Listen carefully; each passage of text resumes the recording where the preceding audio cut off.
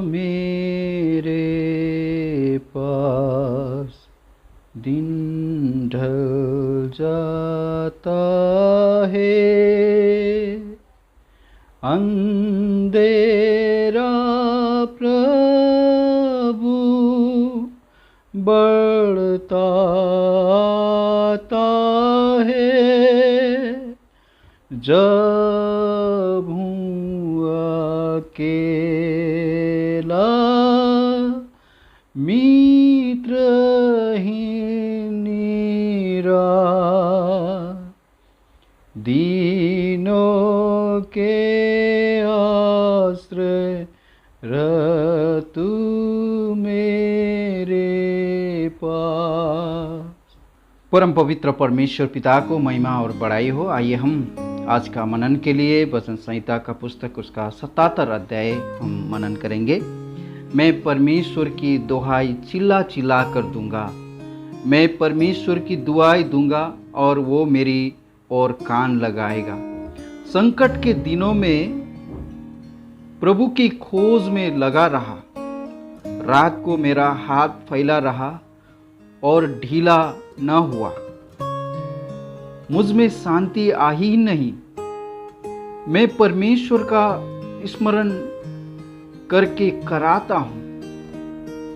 मैं चिंता करते करते मूर्छित हो चला हूं। तू मुझे झपकी लगने नहीं देता। मैं ऐसा घबराया हूं कि मेरे मुंह से बात नहीं निकलती।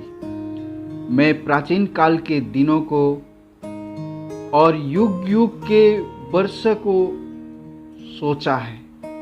परम प्रभु परमेश्वर पिता को महिमा और बड़ाई हो। मेरे प्रियो, जब हम ये भजन देखते हैं, भजनकार ये भजन का शुरुआत भ्रमित और व्यथित मन की स्थिति में शुरू करता है।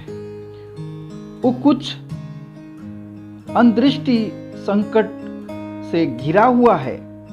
उसने राहत के लिए परमेश्वर की दोहाई दी, परंतु कोई उत्तर नहीं मिला। उस समय वो उन पुराने दिनों को याद करता है जब वो परमेश्वर के एकदम करीब होकर चलता है। 5 पद पढ़ेंगे तो मैंने प्राचीन काल के दिनों को और युग युग के वर्षों को सोचा है। मैं रात के समय अपने गीत को स्मरण करता और मन में ध्यान करता हूँ और मन में भली भांति विचार करता हूँ। क्या प्रभु युग युग के लिए छोड़ देगा और फिर कभी प्रसन्न न होगा? क्या उसकी करुणा सदा के लिए जाती रही? क्या उसका वचन पीढ़ी पीढ़ी के लिए निष्फल हो गई है? क्या परमेश्वर अनुग्रह करना भूल गया है? क्या उसने क्रोध करके अपनी सब दया को रोक रखा है? मैंने कहा, यही तो मेरा दुख है कि परम प्रधान का दाहिने हाथ बदल गया है। मेरा प्रियो, जब हम ये वचनों को अपना ध्यान मन करता है, यहाँ पर भजनकार बड़ी संकट के मारे परमेश्वर से इस रीति से प्रार्थना करता है और उसका 10 वचन में भजनकार को बाकी किसी बातों में दुख नहीं है। वहां पर बता रहे, मैंने कहा, यही तो मेरा दुख है कि परम प्रधान का दाहिने हाथ बदल गया है। मेरा प्रियो, कभी कभी हम विश्वासी होने पर भी ऐसा लगता है कि कुछ प्रार्थना का उत्तर न मिलने से कभी कभी ऐसा लगता है। प्रभु यीशु मसीह का जीवन काल में जब हम देखते हैं कि उन्होंने जब उन विषय में प्रार्थना किया था, हे पिता, यदि आप चाहे तो ये कचौरा मेरे से दूर कर दीजिए। उनका प्रार्थना का उत्तर वहां पर दिया नहीं गया था। और जब क्रूस पर प्रभु यीशु मसीह थे, उस समय प्रभु यीशु मसीह ने स्वयं कहा, हे मेरे परमेश्वर, हे मेरे परमेश्वर, आपने मुझे क्यों छोड़ दिया? प्रभु यीशु मसीह सुसमाचारों में दावे के साथ कहते हैं कि तुम सब मुझे छोड़ जाओगे, परंतु मेरा पिता कभी भी मुझे छोड़ेंगे नहीं। परंतु जब क्रूस पर प्रभु यीशु मसीह आप और मेरे पापों को लेकर बोझ उठाकर क्रूस पर था, उसी समय में पिता परमेश्वर ने मुंह फेरा हुआ उस समय को हम देख सकते हैं। जब क्रूस पर प्रभु यीशु मसीह था तो उसी समय प्रभु यीशु मसीह ने आप और मैं अनंत काल के नरक में जो सामना करने वाला जो दुख था, परमेश्वर का जो अलगाव का वो सामना, प्रभु यीशु मसीह उस अनुभव का सामना कर रहे। कितना परमेश्वर का प्रार्थना का योद्धाओं का जीवन में भी ढेर सारे विषय होंगे, उनका भी जीवन का ढेर सारे किस्सा होगा कि मेरा ये प्रार्थना सुनी नहीं गई, मेरा जीवन में मैंने फलाना प्रार्थना का उत्तर मिला हुआ है। मेरा प्रियो, परमेश्वर का पवित्र वचन बताते हैं कि परमेश्वर का हाथ छोटा नहीं हुआ है। यशायाह का पुस्तक उसका 59 अध्याय में देखेंगे तो प्रभु का वचन कहता है, सुनो, यहोवा का हाथ ऐसा छोटा नहीं हो गया कि उद्धार ना कर सके, वो ऐसा बहिरा नहीं हुआ है कि वो ना सुन सके, परंतु तुम्हारे अधर्म के कामों ने तुमको तुम्हारे परमेश्वर से अलग कर दिया है और तुम्हारे पापों के कारण उसका मुंह तुमसे ऐसा छिपा हुआ है, वो नहीं सुनता। मेरा प्रियो, हो सकता है कितने प्रार्थना करने वाले का प्रार्थना इस कारण से भी नहीं सुनता है कि उनका अधर्म के कारण। जब हम पहला सामुएल का पुस्तक उसका 30 अध्याय में 6 वचन में पढ़ेंगे तो परमेश्वर का पवित्र वचन कहता है, और दाऊद बड़े संकट में पड़ा क्योंकि लोग अपने अपने बेटे बेटियों के कारण बहुत शोकित होकर उस पर पथरवाह करने की चर्चा कर रहे थे।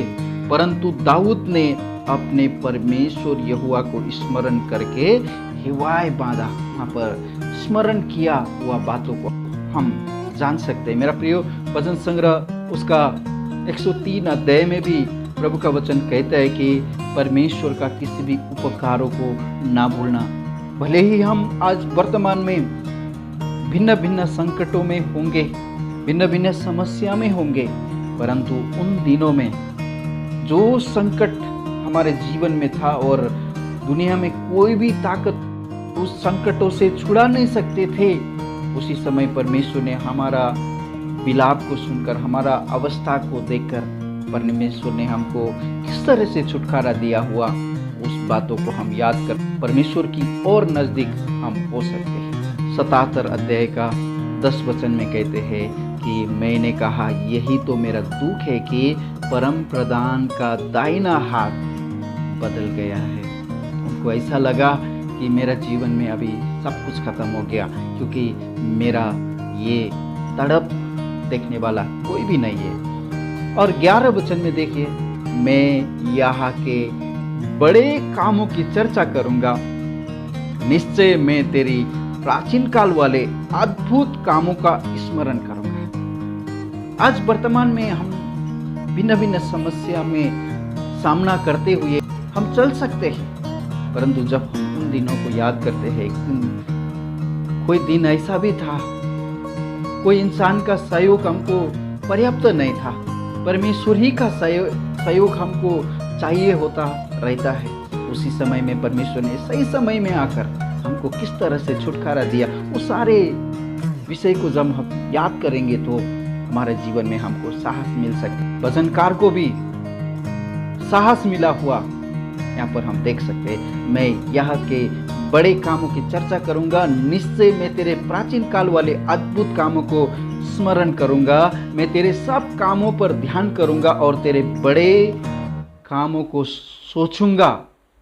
हे परमेश्वर, तेरी गति पवित्रता की है, कौन सा देवता परमेश्वर के तुल्य बड़ा है। अद्भुत काम करने वाले परमेश्वर तू ही है। तूने देश देश के लोगों पर अपनी शक्ति प्रकट की है। तूने अपने भुजबल से अपनी प्रजा याकूब और यूसुफ के वंश को छुड़ा लिया है। हे परमेश्वर, समुद्र ने तुझे देखा, समुद्र तुझे देखकर डर गया, गहरा सागर भी कांप उठा। मेघ से बड़े वर्षा हुई, आकाश से बड़ा शब्द हुआ। फिर तेरे तीर इधर उधर चले, बाउंडर में तेरे गरजने का शब्द सुन पड़ा था। जगत बिजली से प्रकाशित हुआ, पृथ्वी कांपी और हिल गई। तेरा मार्ग समुद्र में है और तेरा रास्ता गहरे जल में हुआ, और तेरे पांवों के चिन्ह मालूम नहीं होते। तूने मूसा और हारून के द्वारा अपनी प्रजा की अगुवाई भेड़ों की सी की है। मेरा प्रियो, यहाँ पर हम देख सकते हैं परमेश्वर ने किस तरह से इज़राइल को छुटकारा दिया, अपने प्रजा को किस तरह से बचाया। यहाँ भजनकार उन सारी बातों को ध्यान करते हुए, उनका जो मन में कष्ट उनको लगा था कि ये अनिश्चित काल के लिए रहेगा, ये कभी समाप्त होगा मालूम नहीं है। ऐसा परिस्थिति में चलते समय भजनकार 77 वचन संहिता का पुस्तक उसका 11 वचन से आगे देखेगा तो वहाँ पर परमेश्वर का अद्भुत कामों को याद करते हुए अपने आप को ढांढस करता है, अपने आप को संभालता है। परम प्रभु इन सारे वचनों के द्वारा आपका जीवन में अद्भुत काम करे। भले ही आज हो सकते हैं आप में से कई जन दुख और तकलीफ और संकट में होंगे, मेरा प्रियो, परमेश्वर इन वचन के द्वारा आपका जीवन में साहस दे और नया ताजा की होकर परमेश्वर को महिमा करने के लिए, उनको स्तुति प्रशंसा करने के लिए प्रभु आपको सहायता करे। परमेश्वर पिता की स्तुति और प्रशंसा हो। आइए हम धन्यवाद करते हैं। पिताजी, धन्यवाद करते, स्तुति करते हैं प्रभु भजन संहिता उसका 77 अध्याय के लिए। प्रभु, भजनकार का जीवन में हमने देखा कैसे संकट में, कैसे दुखी और तकलीफ अवस्था में थे प्रभु, परंतु 11 वचन से आगे जाकर उनका जीवन, उनका विचार बदल गया और आपका अद्भुत काम को याद करते हुए आपको धन्यवाद देने उन्होंने शुरुआत किया। प्रभु, आज भी प्रभु कितने लोग होंगे प्रभु जो इन भजनकार के समान दुख और तकलीफ का सामना करते हुए अपने जीवन बिताते हैं। प्रभु, उनको आप ढांढस दीजिए, उनको आप शक्ति और सामर्थ्य दीजिए। आपके लिए कुछ भी काम असंभव नहीं है प्रभु। आप उनका जीवन में अद्भुत काम कीजिए प्रभु परमेश्वर पिता। आपका विश्वासी जनों का हृदय को टूटने ना दीजिए प्रभु, आप दया कीजिए प्रभु। हमारा प्रार्थना को आपने सुना, इसलिए हम आपको धन्यवाद करते हैं। इस प्रार्थना उद्धारकर्ता प्रभु यीशु मसीह के पवित्र नाम से करते हैं। सुनिए और ग्रहण कीजिए पिता, आमीन। May God bless you all.